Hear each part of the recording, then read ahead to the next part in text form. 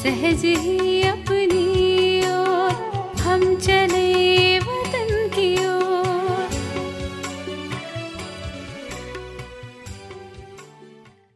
மகாரதிகளிடம் ஒரு கேள்வி கேட்கிறோம், தந்தையிடமோ அதிக கேள்விகள் கேட்கிறீர்கள். மகாரதிகளுக்கான விசேஷம் ஆன்மீக உரையாடல். மகாரதிகளுடன் இது நன்றாக இருக்கிறது. வெற்றி மாலையின் மணியாக யார் ஆகிறார்களோ அதில் முதல் எண் மற்றும் 108வது எண் இரண்டிற்கும் வித்தியாசம் என்னவாக இருக்கிறது? அனைவரும் வெற்றி ரத்தினம் என்றுதான் கூறிக்கொள்கிறார்கள். பெயரே வெற்றி மாலைதான். ஆனால் முதல் எண் வெற்றி ரத்தினம் மற்றும் கடைசி எண்ணின் வெற்றி ரத்தினம் இவர்களின் ஏதோ முக்கியமான பாடத்தில் வெற்றி அடைவதற்கான ஆதாரம் இருக்கிறது மற்றும் மொத்த மதிப்பெண்களின் ஆதாரத்தில் இருக்கிறது. ஒன்று முக்கியமான பாடத்தில், இரண்டாவது அனைத்து பாடங்களின் மொத்த மதிப்பெண்களின் வித்தியாசம். அப்படியானால் இதனுடைய ஆழமான ரகசியம் என்ன? அதாவது வெற்றிக்கான ஆழமான ரகசியம் என்ன? இதில் மிகுந்த ரகசியம் அடங்கியிருக்கிறது. ஜோடி மணிகளின் விசேஷ பாடம் எது மற்றும் அஷ்ட ரத்தினங்களின் பாடம் எது? 100 ரத்தினங்களின் பாடம் எது? அதிலேயும் முன்னால் மற்றும் பின்னால் இருப்பவர்களுக்குள் என்ன வித்தியாசம் இருக்கிறது? இந்த ஆழமான விஷயத்தின் மேல் உங்களுக்குள் சிந்தனை செய்யுங்கள். பின்பு நாம் கூறுவோம். இன்று சுற்றி வந்தோம் இல்லையா? இதுவோ மேலோட்டமான விஷயமாக ஆனது. ஆனால் விசேஷமாக மகாரதிகள் செய்யும் முயற்சியில் என்ன நுணுக்கமான வித்தியாசம் இருந்து விடுகிறது. இதன் காரணமாக 2வது எண்ணிற்கு பிறகு 3வது வருகிறது, பிறகு 4வது வருகிறது. அவரோ மகாரதி, பெயர் பெற்றவர்தான். ஆனால் 2வது 3வது எண்ணும் எதனுடைய ஆதாரத்தில் உருவாகிறது? பூஜையோ 8 பேருக்கும் செய்கிறார்கள். ஆனால் பூஜையிலும் வித்தியாசம் இருக்கிறது, வெற்றியிலும் வித்தியாசம் இருக்கிறது. ஒவ்வொருவரின் விசேஷமும் முக்கியமானது. மேலும் பிறகு என்ன குறை இருந்து விடுகிறது? அதுவும் முக்கியமானது. அதன் ஆதாரத்தில் பின்பு வரிசை எண் உருவாகிறது. இன்று இருவர்களையுமே பார்த்து கொண்டிருந்தோம் என்றால் இந்த விஷயத்தை உங்களுக்குள் சிந்தனை செய்யுங்கள். புரிந்ததா? டில்லி பார்ட்டியுடன் டில்லியை தர்பாராக ஆக்கியிருக்கிறீர்களா? டில்லி தர்பார் என்று கூறுகிறார்கள் என்றால் டில்லியை உங்களுடைய தர்பாராக ஆக்கியிருக்கிறீர்களா? ராஜ்யம் தயாராகிவிட்டதா? தர்பாரில் யார் அமர்வார்கள்? தர்பாரில் முதலாக மகாராஜா மகாராணிகள் தேவையாக இருக்கிறார்கள். எத்தனை மகாராஜா மகாராணிகள் தயாராகி இருக்கிறீர்கள்? டில்லியைச் சேர்ந்தவர்களுக்கு ராஜ்யத்தின் அஸ்திவாரம் போட வேண்டும். ராஜ்யத்தின் அஸ்திவாரம் எப்படி போடப்படும்? அதற்கான ஆதாரம் என்ன? ராஜ்யம் என்றால் அதிகாரத்தை பிராப்தி செய்து விடுவது. முதலில் சுயத்தின் ராஜ்யம், பிறகு உலகின் ராஜ்யம். அப்படியானால் டில்லி வசிக்கக்கூடியவர்கள் சுயத்தின் மேல் அதிகாரியாக ஆகியிருக்கிறார்களா? வெளிநாட்டில் இருந்தோ பெயர் வெளியாகும். ஆனால் பெயர் எங்கே வந்து சேரும்? டில்லியில். அப்படியானால் டில்லியைச் சேர்ந்தவர்கள் புதுமையை செய்து காண்பிக்க வேண்டும். ஏனென்றால் டில்லி சேவையின் தொடக்க ஸ்தானம் ஆகும். சேவையின் விதை சொரூபம் டெல்லி ஆகும். எப்படி டெல்லி ஆதிஸ்தானமாக இருக்கிறதோ அப்படி சேவையின் கணக்குப்படியும் மற்றும் ராஜ்யத்தின் ஸ்தானத்திலும் ராஜ்யஸ்தானமாகவும் இருக்கிறது என்றால் 2 கணக்குப்படி டில்லியைச் சேர்ந்தவர்கள் விசேஷம் செய்ய வேண்டும் என்றால் என்ன செய்ய வேண்டும்? மேலா செய்வீர்களா? மாநாடுகள் செய்வீர்களா? இதுவோ பழைய விஷயமாகிவிட்டது. ஆனால் புதுமையாக என்ன செய்வீர்கள்? முதல் விஷயமாகவோ டில்லியை சேர்ந்தவர்களுக்கு நாங்கள் அனைவரும் டில்லியில் கோட்டையை உறுதியாக்குவோம். வெற்றியோ கண்டிப்பாக கிடைக்கத்தான் வேண்டும். இந்த எண்ணத்தின் விரதம் என்ற ஒரே உறுதியான எண்ணம் குழு ரூபத்தில் இருக்க வேண்டும்.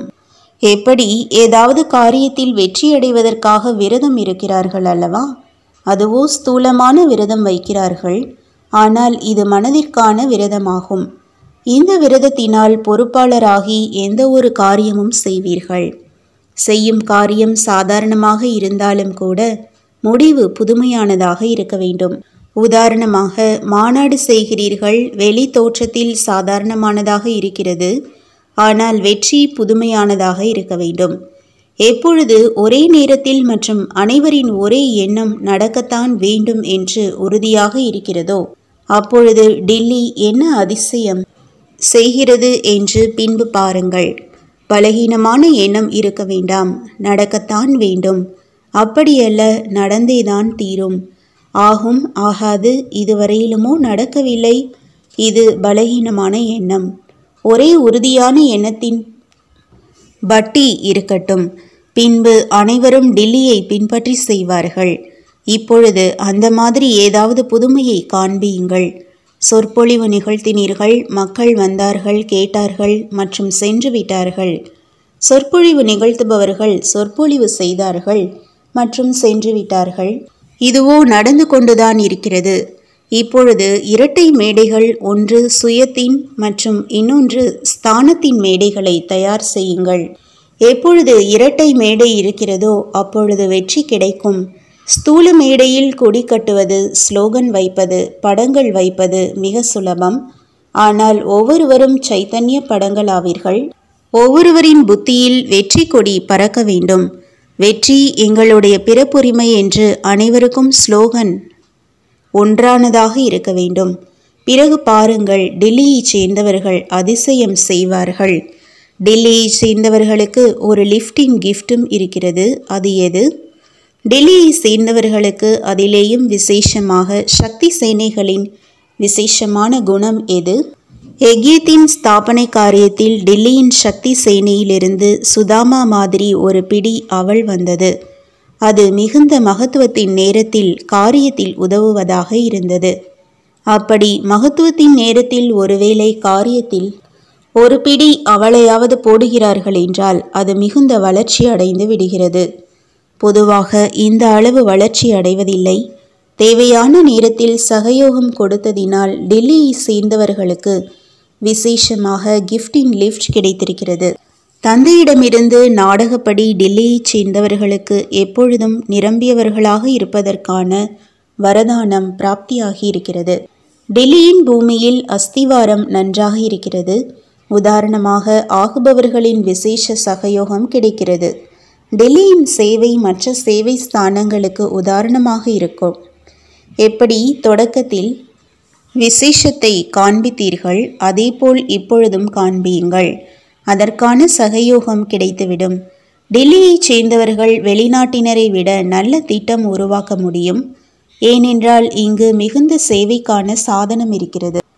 இங்கு கடின உழைப்பிற்கான அவசியம் இல்லை. கோட்டையை உறுதியாக்க வேண்டும் என்ற விஷயம் மட்டும்தான் நல்லது.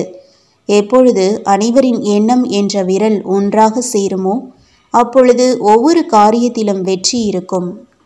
அனைவரின் பார்வை டில்லி மேல் இருக்கிறது.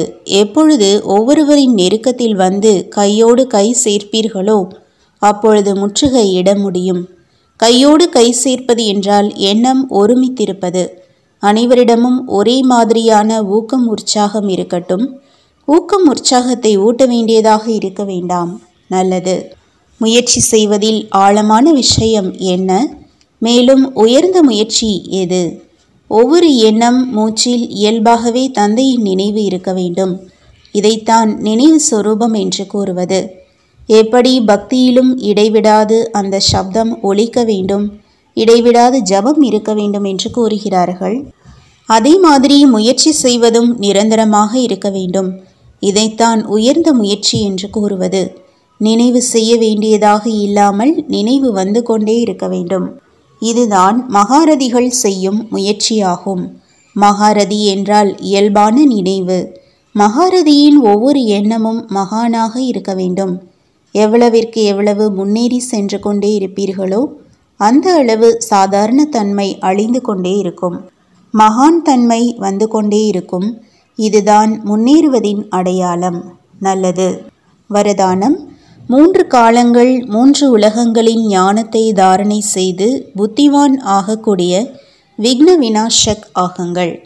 யார் 3 காலங்கள் மற்றும் 3 உலகங்களின் ஞானம் நிறைந்தவராக இருக்கிறாரோ அவர்களைத்தான் புத்திவான், அதாவது கணேஷ் என்று கூறுவது. கணேஷ் என்றால் விக்ன விநாசக்.